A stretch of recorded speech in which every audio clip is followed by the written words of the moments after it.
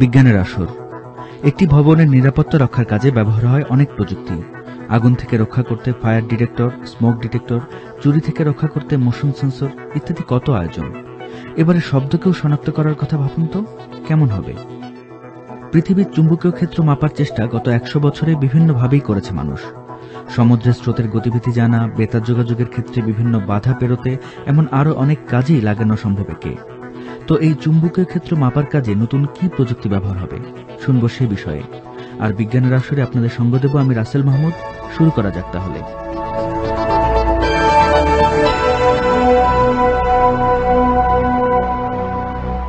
ইদানিং অফিস আদালতে, পুলিশ স্টেশনে কিংবা শপিং মলগুলোতে ক্লোজ সার্কিট ক্যামেরার ব্যাপক ব্যবহার লক্ষ্য করেছেন নিশ্চয়ই। এগুলো দিয়ে সার্বক্ষণিক নজরদারি করে নিরাপত্তা বাহিনী। তাদের কাছে ছবি, ভিডিও সবই থাকে। কিন্তু কখনো ভেবেছেন কি, এসবের বাইরেও কেউ সাহায্যের জন্য চিৎকার করতে পারে বা বিভিন্ন ধরনের শব্দ করতে পারে, সেগুলো ওই নিরাপত্তা বাহিনীর কেউ শুনতে পাবে না। কারণ সিকিউরিটি ক্যামেরাগুলোতে সাধারণত শব্দ ধারণ করার কোনো ব্যবস্থা থাকে না। ভেবে দেখুন, এমন অনেক জায়গা আছে যেখানকার ছবি হয়তো দুর্ঘটনার কোনো আলামত বহন করে না, কিন্তু শব্দ দিয়ে বোঝা যায় কিছু একটা ঘটতে চলেছে সেখানে। সে বিষয়ে যদি আগে থেকেই অ্যালার্ট করা যেত তাহলে কত ভালোই না হতো। এমন একটি কাজই করেছে যুক্তরাজ্যের অডিও অ্যানালিটিক্স নামের একটি প্রতিষ্ঠান। এর পরিচালক ক্রিস মিচেল বলছেন, তারা বিভিন্ন ধরনের শব্দ ধারণ করে একটি ব্যবস্থা তৈরি করেছেন, যেটি একটি নির্দিষ্ট এলাকার শব্দ মনিটর করে তাতে উদ্বেগজনক কিছু থাকলে সতর্ক করতে পারে। A lot of incidents just can't be picked up from video-only systems. শুধুমাত্র ভিডিও দেখা যায় এমন ব্যবস্থায় অনেক কিছু বোঝা সম্ভব না। খুব ভোরে হয়তো কোনো হাসপাতালের নার্সকে কেউ এসে হুমকি দিচ্ছে, এমন একটি ছবি কল্পনা করুন। যিনি ক্লোজ সার্কিট ক্যামেরা মনিটর করছেন তিনি হয়তো একসাথে কয়েক ডজন ভিডিও দেখছেন। সাধারণভাবে তার পক্ষে বোঝা সম্ভব না এই হুমকির বিষয়টি। যদি সেখানে শব্দ শোনার ব্যবস্থা থাকে তাহলে তার পক্ষে এতগুলো জায়গার শব্দ একসাথে শোনা সম্ভব না। আমরা এমন একটি নিয়ন্ত্রিত ব্যবস্থা তৈরি করেছি যেটি এই শব্দ পর্যবেক্ষণের কাজ করবে এবং সেখানে সমস্যা থাকলে নিরাপত্তা রক্ষার কাজে নিয়োজিত ওই ব্যক্তির মনিটরে সেটি বুঝিয়ে দেবে, যা হয়তো সাধারণভাবে তিনি খেয়ালই করতেন না। Signals on 20 screens or so to pick up, using the audio side of things enables them to pick up the events that they just would otherwise miss. এটি কি এমন কোনো কিছু যেখানে সিসিটিভির ক্যামেরার সাথে একটি শব্দ ধারণের উপযোগী মাইক্রোফোন বসিয়ে দেওয়া? যদি তাই হয় তাহলে নতুন করে এমন প্রযুক্তি আবিষ্কারের তো কোনো মানে হয় না। Modern CCTV cameras, some of the new what are called IP cameras coming out, have microphones already. আধুনিক যেসব সিসিটিভি ক্যামেরা আছে, ইদানিংকার আইপি ক্যামেরাগুলোতে আগে থেকেই মাইক্রোফোন দেওয়া থাকে। আমরা আসলে এই ক্যামেরাগুলোতেই আমাদের তৈরি সফটওয়্যার ঢুকিয়ে দিয়েছি। সফটওয়্যারটি আশপাশের শব্দ ধারণ করে এবং তাকে বিশ্লেষণ করে। সেখানে যদি কোনো আতঙ্কের শব্দ কিংবা মনোযোগ দেওয়া দরকার এমন শব্দ থাকে তাহলেই এই সফটওয়্যার প্রয়োজনীয় জায়গায় একটি সিগন্যাল দিয়ে সেটি জানিয়ে দেবে। এখানে আসলে ওই স্থানের কোনো শব্দ মনিটরিং রুমে যায় না। এটি এক ধরনের ট্রিগার মেকানিজম, যেটি বিশেষ কোনো পরিস্থিতির উদ্ভব হলেই কন্ট্রোল রুমে সিগন্যাল পাঠাবে মাত্র।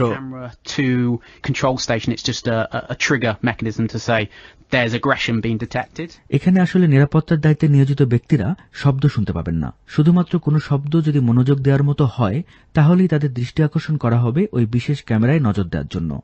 তিনি হয়তো শুধুমাত্র মনোযোগ আকর্ষণ করার মতো একটি বিপ কিংবা মনিটরে কোনো সতর্কবাণী পাবেন, যাতে তিনি বুঝতে পারবেন ঠিক কোন জায়গাটিতে সমস্যা তৈরি হওয়ার সম্ভাবনা সৃষ্টি হয়েছে। যদি 1 নম্বর ক্যামেরায় এরকম সতর্কবাণী তৈরি হয় তাহলে নিরাপত্তার দায়িত্বে নিয়োজিত ওই ব্যক্তি দ্রুত সেই ক্যামেরার দিকে নজর ফেরাতে পারবেন। কিন্তু এমন তো হতে পারে কেউ হয়তো এমনিতেই জোরে হেসে উঠল কিংবা জোরে কথা বলে উঠল। এমন ক্ষেত্রে ওই সিস্টেম কিভাবে বুঝতে পারবে কোনটাতে অ্যালার্ম বাজাতে হবে আর কোনটাতে হবে না? Within our system there's 3 parts to it. One of the parts generates what we call sound packs, and আমাদের তৈরি করা ব্যবস্থায় 3টি ভাগ আছে। আমাদের একটি ভাগে কিছু সাউন্ড প্যাক দেওয়া আছে। সেখানে শব্দের প্রয়োজনীয় ধরন জানিয়ে দেওয়া হয়েছে। যেমন আপনি হয়তো চাইছেন কোথাও আতঙ্কজনক পরিস্থিতি তৈরি হয়েছে এমন শব্দ আমাদের ব্যবস্থাটি শনাক্ত করুক। সেরকম কিছু শব্দকে প্রথমেই চিনিয়ে দিতে হবে আপনাকে। যেমন আমরা এমন শত শত আতঙ্কের শব্দ এখানে ব্যবহার করেছি।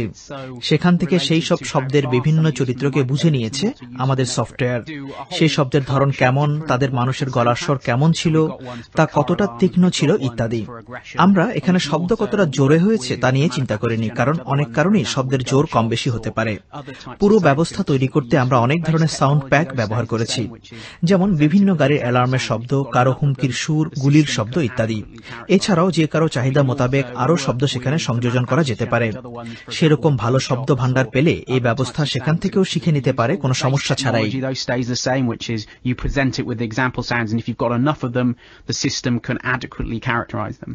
এখন বিভিন্ন অফিস আদালতে বেশ কয়েক ধরনের ডিটেক্টর ব্যবহার করা হয়ে থাকে, যেমন smoke detector, fire alarm, motion detector ইত্যাদি।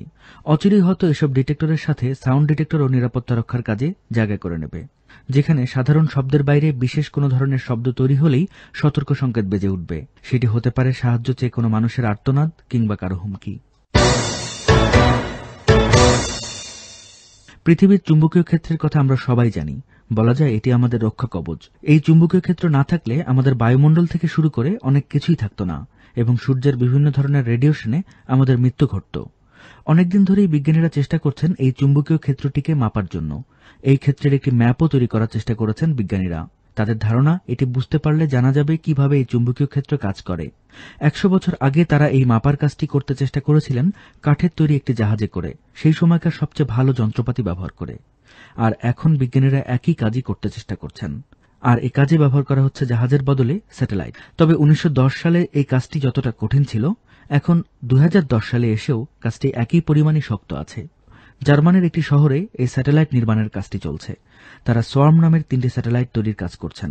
এগুলো এতটাই নিখুঁত হবে যে সাগরের নোনা পানির চুম্বকীয় ক্ষেত্রকেও মাপতে পারবে। ইউরোপের ওই বেসরকারি স্যাটেলাইট নির্মাতা প্রতিষ্ঠানে কাজ করেন একুয়াসেটেলমার। In the early 20th century there was really the first attempt to measure the Earth's magnetic field, and as space was 20 শতকের গোড়ার দিকে পৃথিবীর এই চুম্বকীয় ক্ষেত্র মাপার প্রথম চেষ্টাটি হয়েছিল। কার্নেগি নামের একটি কাঠের তৈরি জাহাজ দিয়ে তারা সেই সময়ে পৃথিবীর এই চুম্বকীয় ক্ষেত্র মাপার কাজটি করতে চেষ্টা করেছিলেন। সে সময় জাহাজটি নির্মাণে কোনো ধরনের চুম্বকীয় ক্ষেত্র আছে এমন কিছু ব্যবহার করা হয়নি, আর সেটি ছিল বিভিন্ন ধরনের স্পর্শকাতর যন্ত্রপাতিতে ঠাসা। জাহাজটি প্রায় 20 বছর ধরে সমুদ্রে ঘুরে পৃথিবীর চুম্বকীয় ক্ষেত্র মেপেছে, যেটি ছিল পৃথিবীর চুম্বকীয় ক্ষেত্র মাপার এরকম কোনো প্রথম উদ্যোগ। তাহলে একই ধরনের চুম্বকীয় ক্ষেত্র মাপতে এইসব স্যাটেলাইটগুলোকে চুম্বকীয় ক্ষেত্র থেকে মুক্ত রাখতে হবে, যেমনটা রাখার চেষ্টা করা হয়েছিল সেই কাঠের তৈরি জাহাজটিকেও। আর সে কারণে এই 3টি স্যাটেলাইটকে এমনভাবে তৈরি করা হচ্ছে যেন এতে স্থাপিত যন্ত্রপাতিগুলোকে চুম্বকীয় ক্ষেত্র থেকে মুক্ত রাখা যায়, এমনকি স্যাটেলাইটের নিজস্ব চুম্বকীয় ক্ষেত্র থেকেও। সেটি করতে তারা এই স্যাটেলাইটগুলোকে তৈরি করেছেন অনেকটা ইঁদুরের মতো করে, আর স্যাটেলাইটের লম্বা লেজে স্থাপন করা হয়েছে এই স্পর্শকাতর যন্ত্রপাতিগুলোকে। নিখুঁতভাবে চুম্বকীয় ক্ষেত্র মাপতে হলে আপনাকে এমনভাবে স্যাটেলাইটগুলো তৈরি করতে হবে যেন এটি পৃথিবীর চুম্বকীয় ক্ষেত্রকেই মাপে, নিজের চুম্বকীয় ক্ষেত্রকে নয়। অ্যালবার্ট জেকোলা এই প্রজেক্টের চিফ ইঞ্জিনিয়ারদের একজন।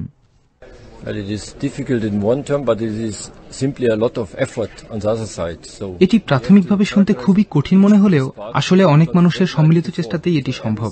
স্যাটেলাইটে স্থাপনের আগে আমরা প্রতিটি যন্ত্রের চুম্বকীয় ক্ষেত্র পরিমাপ করে নিয়েছি। আমরা প্রতিটি যন্ত্রপাতির চুম্বকীয় ক্ষেত্র সম্পর্কে জানি। সবকিছুই একটি হিসাবের মধ্যে আছে। যদি কেউ ভুলেও আমাদের হিসাবের বাইরের কিছু একটা সেখানে দিয়ে দেয়, তাহলে এই মিশনটি ব্যর্থ হয়ে যাবে। ওদিকে কার্নেগি নামের যে কাঠের জাহাজটির কথা শুরুতে বলেছিলাম, সেটি তৈরি করতে একই রকম ব্যবস্থা নেওয়া হয়েছিল। সেই জাহাজটি তৈরি করতে যেখানেই লোহার মতো কিছু একটা দরকার হয়েছিল, সেখানে লোহার বদলে ব্রোঞ্জ ব্যবহার করা হয়েছিল। আর এই স্যাটেলাইট তৈরি করতে এখন সেই একই কাজে টাইটানিয়াম এবং কার্বন ফাইবারের ব্যবহার করা হচ্ছে। এই দুটি পদার্থ সোয়ার্ম স্যাটেলাইটগুলোকে চুম্বক ক্ষেত্র মুক্ত রাখতে সাহায্য করবে। এমনকি এখানে কিছু কিছু ক্ষেত্রে চুম্বকীয় বৈশিষ্ট্য থাকার কারণে সিরামিককেও বাদ দেওয়া হয়েছে। এখানে বলে রাখি, পৃথিবীর চুম্বকীয় ক্ষেত্র পরিমাপের এককের নাম ন্যানোটেসলা। পৃথিবীর যে কোনোখানে দাঁড়িয়ে থাকা মানে আপনি পৃথিবীর 50,000 ন্যানোটেসলার চুম্বকীয় ক্ষেত্রের সামনে দাঁড়িয়ে আছেন। সোয়ার্ম নামের এই স্যাটেলাইটগুলো ঠিকভাবে তৈরি হলে এটি 1 ন্যানোটেসলার 100 ভাগের 1 ভাগও নিখুঁতভাবে পরিমাপ করতে পারবে।